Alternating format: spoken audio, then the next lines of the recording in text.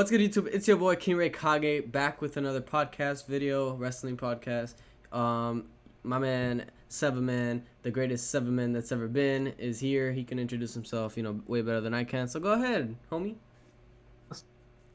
Is I, Seven Man, young Seven Man, the youngest of the Seven Men, the greatest there has ever been. No knock to Bret the Him Hart, but hey, yes, the greatest there's ever been, or will Greatest be. has ever been. So we got a lot of things to talk about in this podcast video, a lot of things, and I feel like it's just right to start off with the retirement of the Undertaker.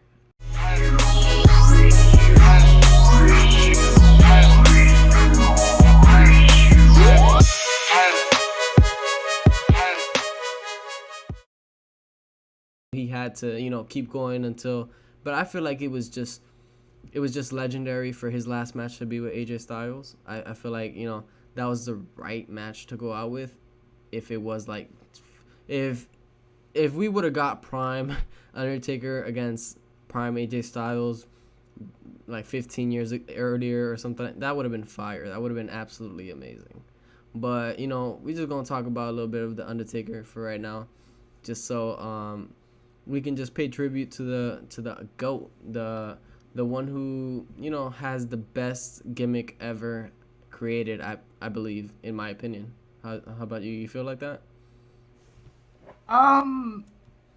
Taker is cool, and he will be missed, I suppose. And shout out to him for all the stuff that he did and all that. I don't really feel the same kind of attachment that a lot of people do because I feel like I've seen him retire about 8 times now, so it doesn't really hit as hard the Yeah. 15th time that he's kind of retired. But if he's actually gone, then I hope he has fun doing the And that's what I stuff wanted that to he tie does. into. Do you feel like that's how he's gonna go out? Do you feel he's gonna have to have another match? Fuck no, he'll be back at Mania. I've seen him retire 5 times now. Like the shit's like He's it pulling a Ric doesn't Flair. it doesn't move me. He's gonna come back. Oh, by the way, a little story for everyone who has not watched the last podcast video. That was like 2 weeks ago, I believe. SeverTheBond, the greatest SeverTheBond that there's ever been. He asked me when we were doing the top 5 wrestlers of all time, what did Ric Flair do in our lifespan? Like the 19 years I have plus the 26 I believe that he has. And I told him nothing, and I got a little backlash from my brother and stuff. But I actually noticed that if you go back like 10 years or something like that, he was still winning championships. He was winning the cruiserweight title and the and the U.S. title, and then he also won the world championship like 12 years ago, I believe. This man, I sat here quietly thinking he was gonna school me on some shit. This man said the cruiserweight title. Oh, my fault. My fault. How can I forget that illustrious reign? When I think of the 17-time world champion, I definitely think of the time he was the fucking cruiserweight. Such great legends who were cruiserweight champion, like fucking Hornswoggle. The fucking. How dare I? How dare I possibly speak ill against the late career of Mr. Ric Flair and his legendary cruiserweight title? You're right. Fuck Neville. Fuck all that. And I think cruiserweight title and prominent reigns, I think of Ric goddamn Flair. You're right. My apologies. How could I be so selfish? How could I be so ignorant of the facts?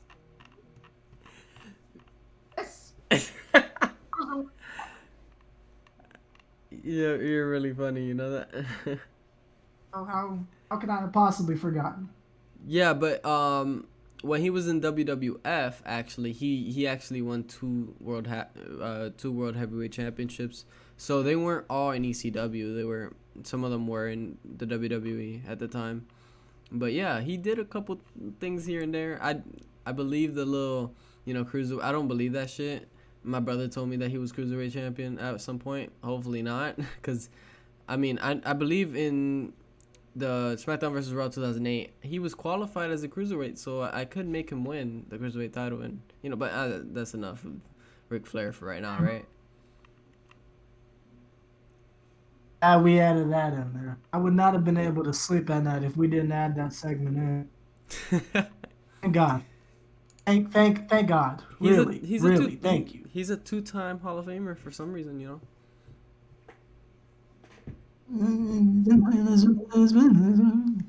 All right. Let's get into. We already talked about the little sad parts with the Undertaker and the revenge story for Ric Flair. Let's hit into the matches announced for Extreme Rules so far. I can't even muffle the words or mumble the words. Dolph Ziggler is getting a WWE Championship opportunity against Drew McIntyre at Extreme Rules. I want to know why they gotta bury him like that. Dolph Ziggler is a really good wrestler, and he has the mic skills to be a good wrestler, but they're always doing this shit to him. They haven't gave him a fucking title shot for the actual title in a minute. Then they magically make him fight against who the fuck he fought last time for I don't give a fuck who it was no more. But then they insert him straight as soon as he get drafted. When he did nothing technically he did a lot of things. He was in the company for a lot of years and But if WWE's not gonna at least do a 6-man, they could have done like a 6-man pack challenge or some shit like that, so they can have the number 1 contender. But no, Dolph Ziggler gets traded. He gets a title opportunity like that. How do you feel about that? Remember when I told you that like nothing that's happened involving Drew's like reign has really like hit me to make me feel like, oh, he's real in event talent. This is another example of it. Like fucking Dolph Ziggler is the next person up. Like, how am I supposed to take his title reign seriously if he's fucking up jobbers? Like, I don't think anybody thought Bobby Lashley was gonna win. We knew some fuck shit was gonna happen. Like, what is going on to make people like me who aren't super familiar with Mr. McIntyre, like shit like this isn't helping. Like this just feels, it feels a lot like the Kofi Kingston reign. Like it's cool that it happened, but I mean, like unless they're gonna try to pump in a Randy Orton or something like that, like I don't see how this shit's getting saved. This shit's like a joke to me. The thing that bothers me so much is exactly what you said. His title reign's not really meaning anything at the moment because he's fucking up jobbers. And I'm gonna be the first one to say this, but literally, if they would, I think I would have felt way different if they would have had a 6-pack challenge or a fatal 4-way fucking match to determine the number 1 contender, and then if he would have won, I would have been like, cool, but he didn't win a fucking match and he still got the title opportunity. Like, come on. Like that's just, instead of making sense, y'all could have put a 30-minute match in with a triple threat match to be number 1 contender, even though Dolph Ziggler has nothing to do in that triple threat match because he just got drafted, so he really didn't make himself a name at Raw, quote unquote. But yeah, I'm just pretty upset that Dolph Ziggler's a really good wrestler. No one should knock him for that. But now he's basically being buried every time he gets a title opportunity. Last time he won a 6-pack challenge, right?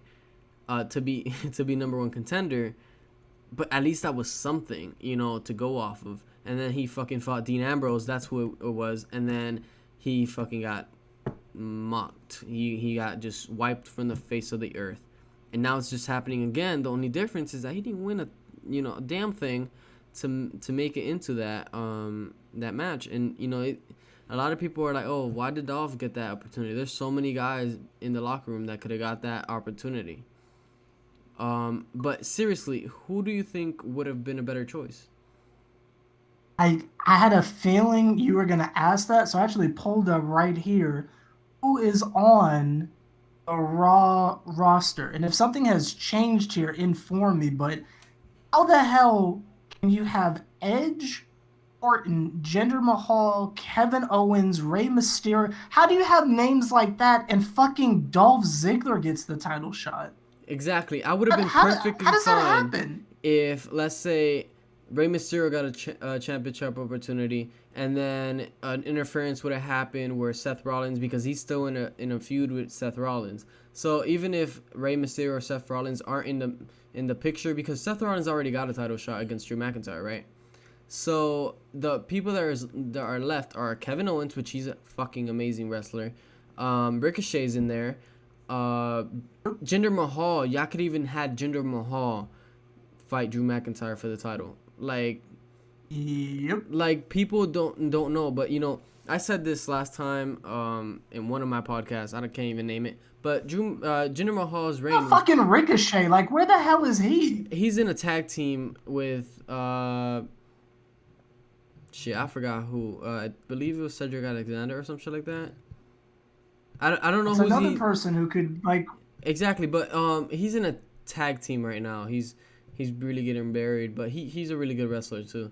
But I'm just saying, Jinder Mahal, his reign was so, it was kind of good, but people didn't appreciate it. And then he left, and now you can see in the comment section any YouTube video that's coming up, even the one where he debuted on Raw again after his torso injury, I believe it was. The comment section was like, "Oh, I didn't know I was gonna miss him this much. Hopefully, Drew versus and that's a match that everyone's been wanting. And even if you do it at Extreme Rules, it can just be a one set view, have Jinder lose, and then go about his business, and then Kevin Owens is next in line or something like that. But why insert someone that's just hasn't won anything? I think even if you disagree with the person that I want, like Jinder versus Drew, I believe that you still agree that someone besides Dolph Ziggler should have got a title opportunity. I agree. Aren't they in that, Three-man band with Heath Slater. yeah. It's a storyline waiting to happen. What the fuck are they doing? Exactly. Yeah, you could be like, oh, in the three-man band, we were a joke, we were this, we that, and we build ourselves from the ground up, and we're gonna fight to see who the better man is. Jinder Mahal's ripped. Drew McIntyre is ripped. What is the problem, Vince McMahon? I don't understand. They're both what you want, so just give us that. Now that we're just clamoring to have this match, But For real?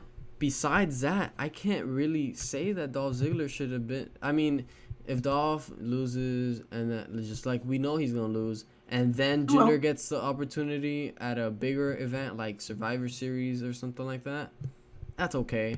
But I don't know. I don't feel like Dolph should have got a title opportunity right now. I mean, right now they're doing the whole, oh, we were a tag team and you held me back and storyline. Mhm. That's what they're doing. Oh, you were. Hey, what? That's what they're doing? Yeah, they were like, oh, you were. Me and you were together. Dolph was like, oh, me and you were in a tag team, and I put you to the spotlight, and I'm the reason why you're a WWE champion. And then Drew McIntyre was like, if you feel like you're the reason why, then if you want this match, I'm gonna hurt you. Da da da. Do you want this match? And Ziggler nodded. He was like, all right, well, at Extreme Rules, it's going to be Dolph Ziggler versus Drew McIntyre. I was like, damn it, man. Come on. Last night, I watched Backlash 2008. They were setting up the storyline with Chris Jericho and Shawn Michaels. It was a fucking fatal four-way with John Cena and Randy Orton and JBL and Triple H. It was the MVP Matt Hardy story, like just everything I just named. And now in 2020, Dolph Ziggler and Drew McIntyre. What the fuck happened?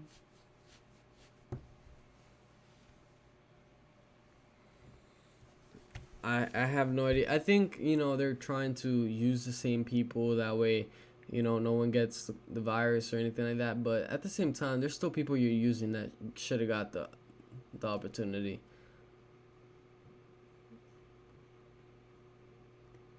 I don't understand.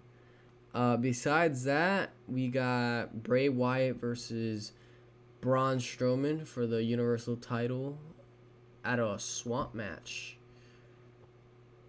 So they're gonna go. The story is that, and this one is that when Braun Strowman met Bray Wyatt, Bray Wyatt rescued him from a snake, and Bray Wyatt's face got bitten by the snake multiple times. Yeah, Did you say rescued from a snake? yeah, Like, is his? yeah, Like a Orochimaru snake? yeah, like that snake. Yeah. So then, I'm gonna let you finish. I'm gonna let you finish. so the storyline is exactly that Braun Strowman met Bray Wyatt when Bray Wyatt saved him from a snake. The snake ended up biting Bray Wyatt multiple times in the face, and Bray Wyatt just laughed at it, even though the snake was biting him.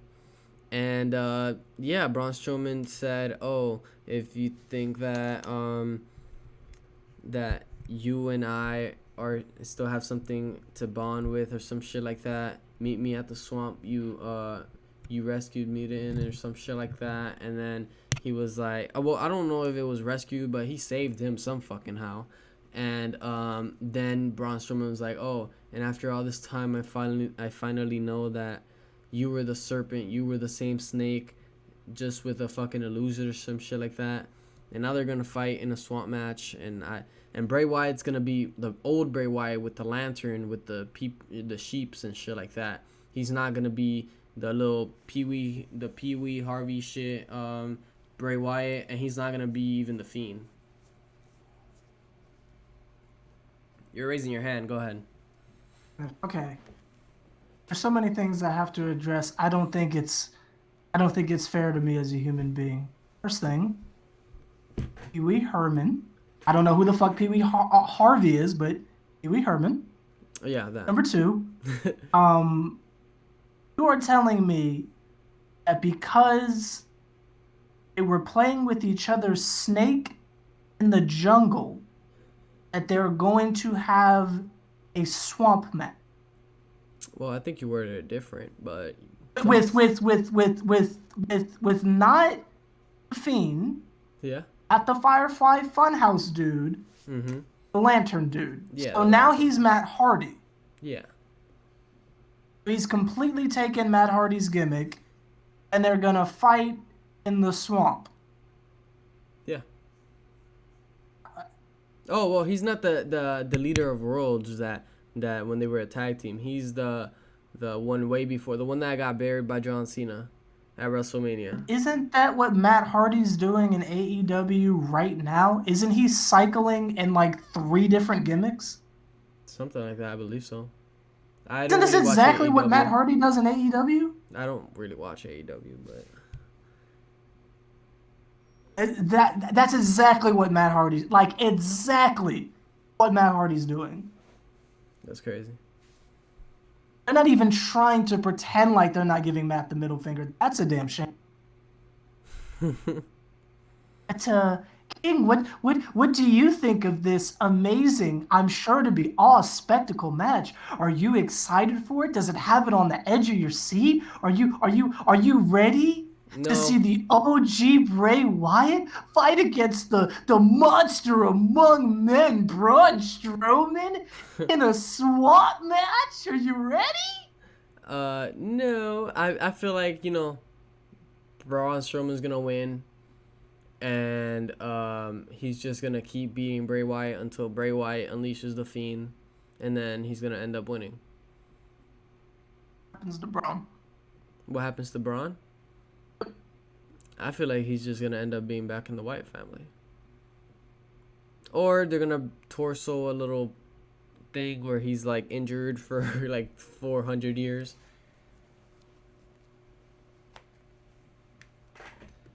Good old WWE.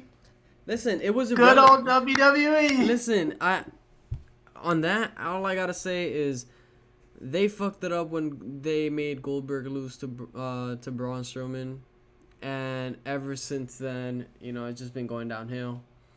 Braun Strowman literally just had a WWE championship Universal Championship match against The Miz and Morrison in a handicap match. Yep.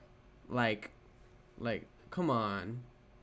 And then almost lost. And almost fucking lost. And almost lost, but he can't lose to one dude. He can lose to two people though. Okay. Besides that, we got Sasha Banks versus Asuka for the Raw Women's Championship. And in my opinion, I feel like that's gonna be the match of the night. What I just thought about? Yeah. What if they do Asuka dirty? I was just telling you that. And they have... But wait. What if they turn it into, like, Sasha's got the Raw belt, and Bayley's got the SmackDown belt, and they, like, fight over it to unify it all over again, and Asuka just gets fucked over in the process? I feel like right now it's going to be a couple months. I feel like if they do Asuka dirty, they're going to be like, oh, we are the Raw and SmackDown Women's Championship and also the Tag Team Champions. And they're going to be like that for a couple months. And then after that, they're going to break up. I don't think they're going to do that. No, or, this is what happens. Asuka beats Sasha at Extreme Rules, right? Okay. Then it was because of Bayley's miscalculated interference. Blank. Okay. Then they have to defend their tag titles, and Bayley screws up again. And at the end of that match, where they lose the WWE tag team titles, you can't even book it better. Sasha Banks turns heel on Bayley, and they fight over the SmackDown Women's Championship.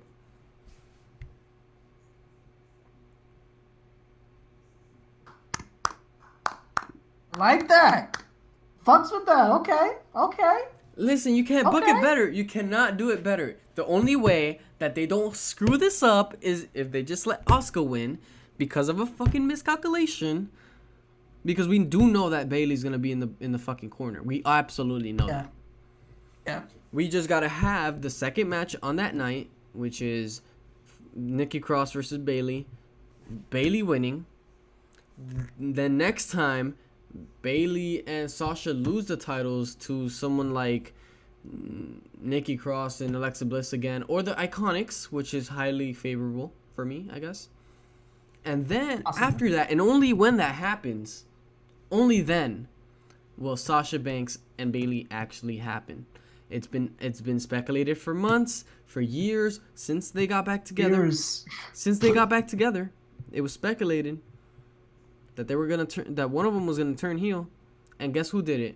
Bayley turned heel to be quote unquote besties with Sasha Banks again.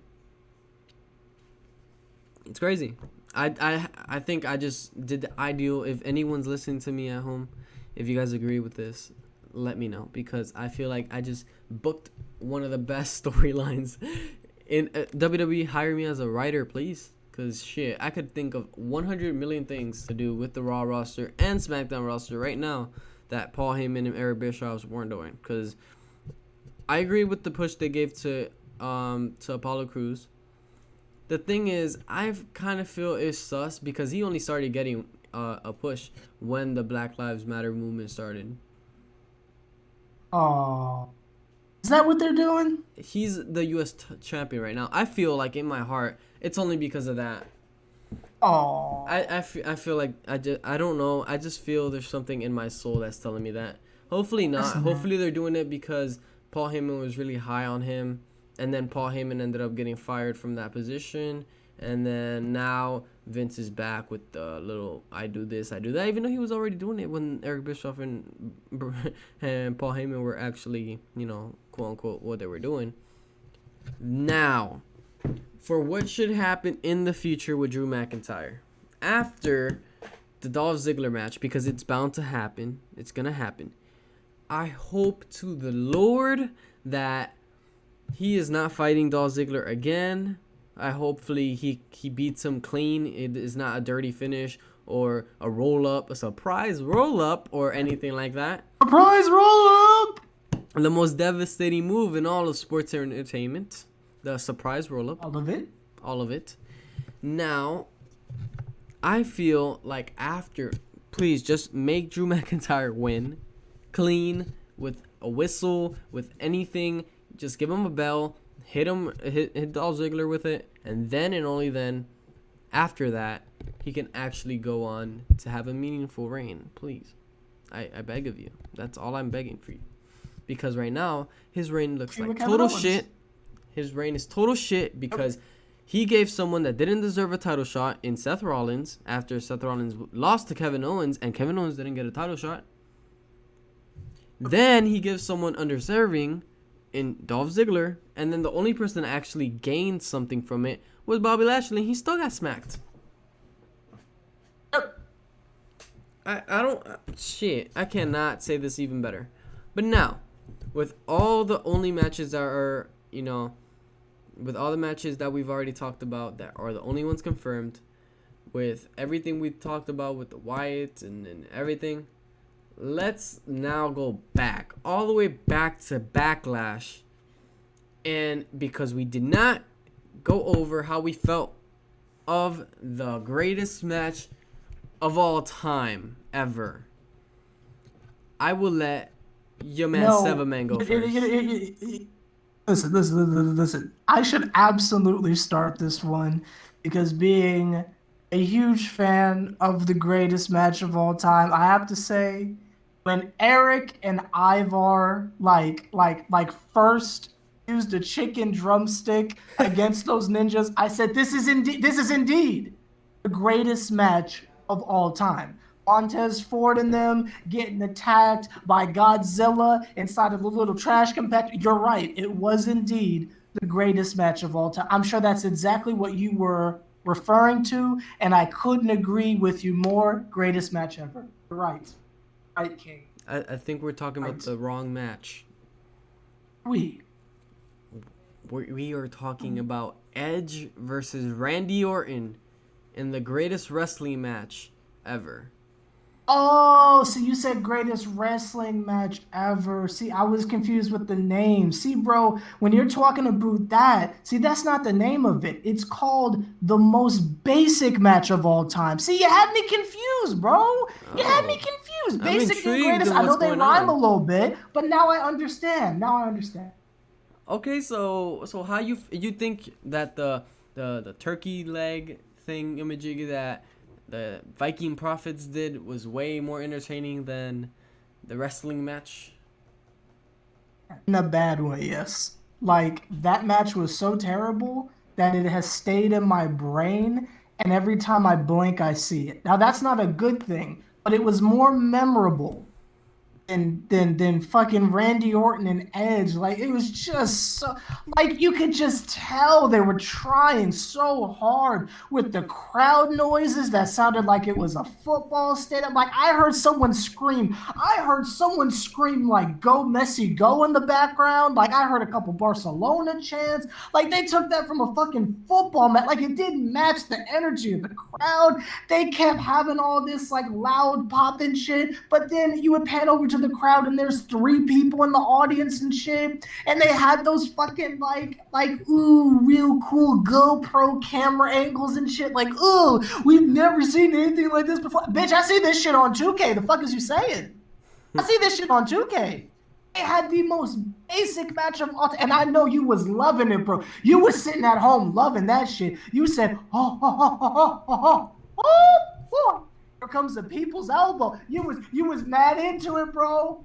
I seen you. You was mad into it with the pedigree and all the little moves they was using. I was sitting there like, fuck Out of here. The only thing that saved it in my eyes is the punt at the end. Thank God they brought back the punt. Outside of that, that shit was ass on a steak, bro. Okay. Ass on a steak, medium rare. With a gallon of Tabasco sauce on Okay, that. to me, the greatest match ever wasn't really the greatest wrestling match ever. It was a good match at best. I don't think it was the greatest. I think, we can do a little podcast after this or next week or something like that of our top 5, wrestling match ever. But in my opinion, it was a good match. I feel like the crowd noise and stuff like that was unnecessary. If it was a real crowd, I believe it would have went way more over than it did. I just feel like it's just how you say it, man. It's just iconic that the crowd is there, that they're feeling the energy, that they're clapping for their hero to stand back up. I feel like that's good. But when you amplify sounds and shit like that, I feel like that's the thing that made it bad. I feel like the wrestling was From the crowd. I feel like the wrestling of the match was great. Good. Or even medium rare. I feel that at best it was good. You had the start of the match where he was doing whatever the fuck he was doing, and then Randy Orton, he figured out that he was doing that shit way too much. You know what I'm talking about, when he was doing the little slide shits. I forgot how they called. I forgot how you say that. Be chain wrestling or something like that. Like, I don't know. Yeah, when the chain wrestling started and shit like that,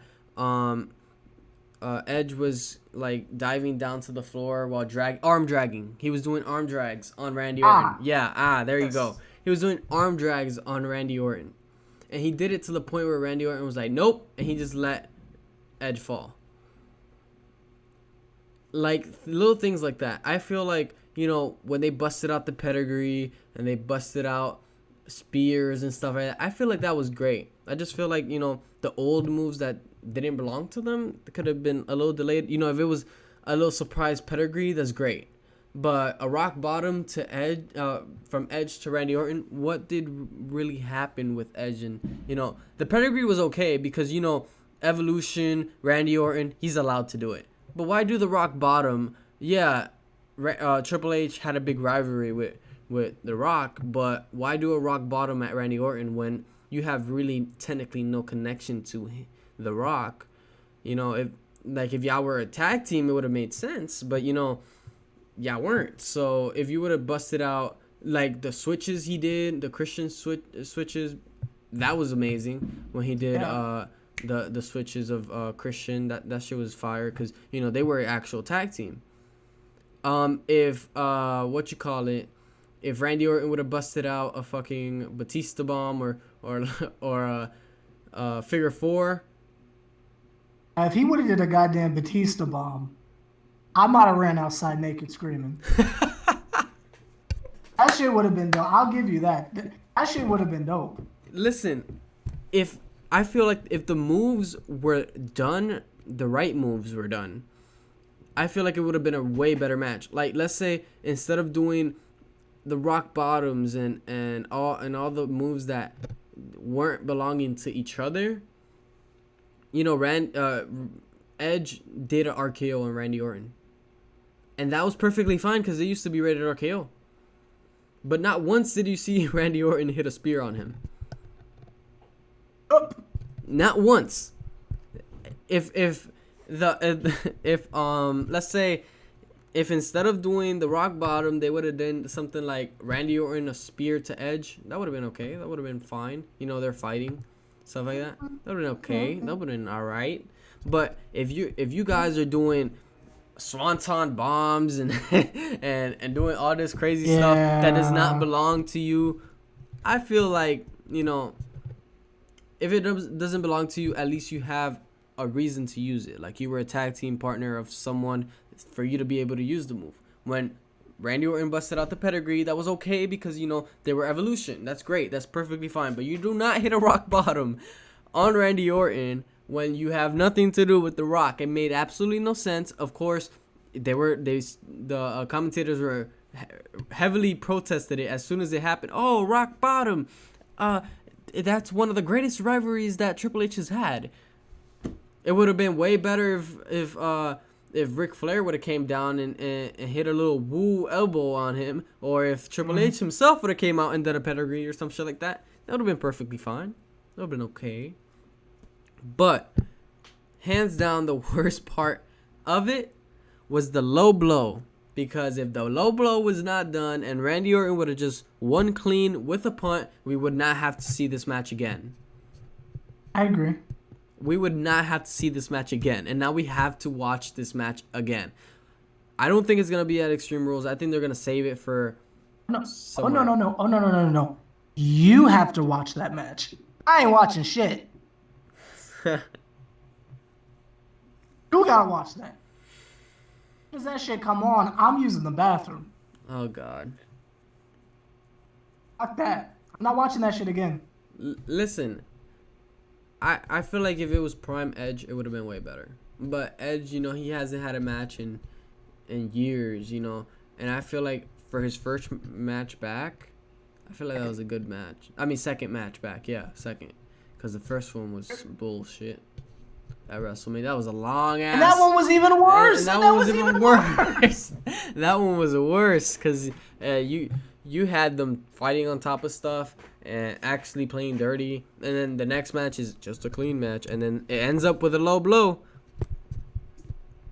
That's what I'm saying. This shit is ass. Like, you can try to defend it, but bro, that shit was ass, bro. That was a big old box of mid. Like, it's like, oh, this is edible, I guess. Thanks.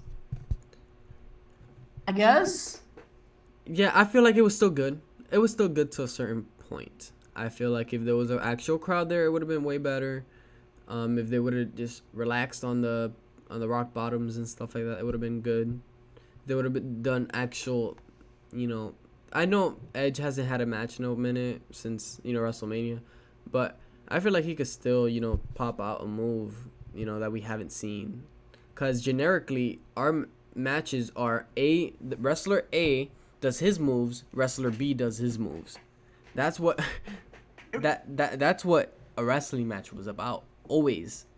You don't have wrestler A do his move set, be like, oh my god, I cannot kill him. Let me bust out my Z partner's moves and turn it into this little transformer shit and hit a Kamehameha on this nigga. That's not how you do it. Exactly. That's not how you do it.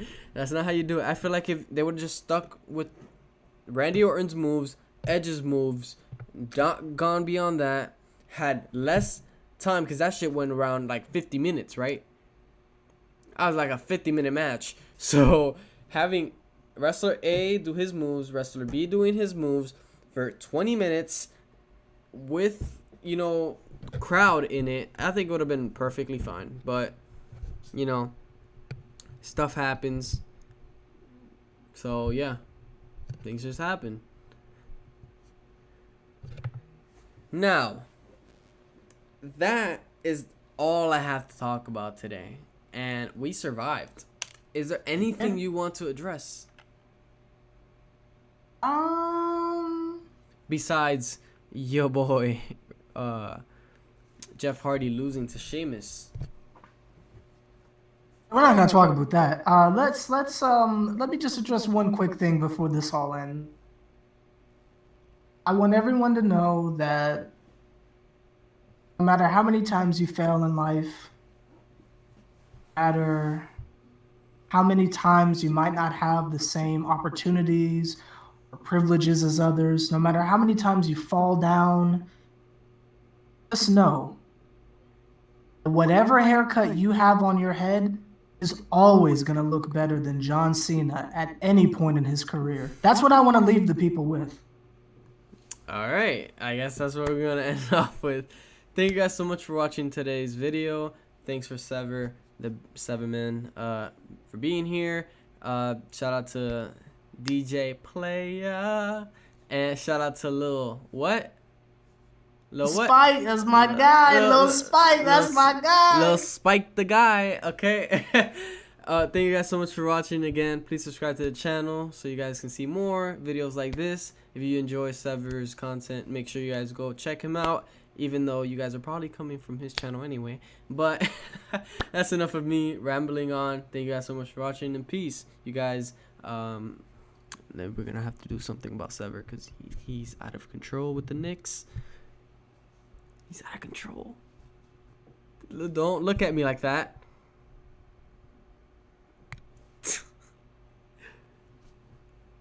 Yeah, San Jose? Okay, he's not saying nothing. I'm just gonna end the video. They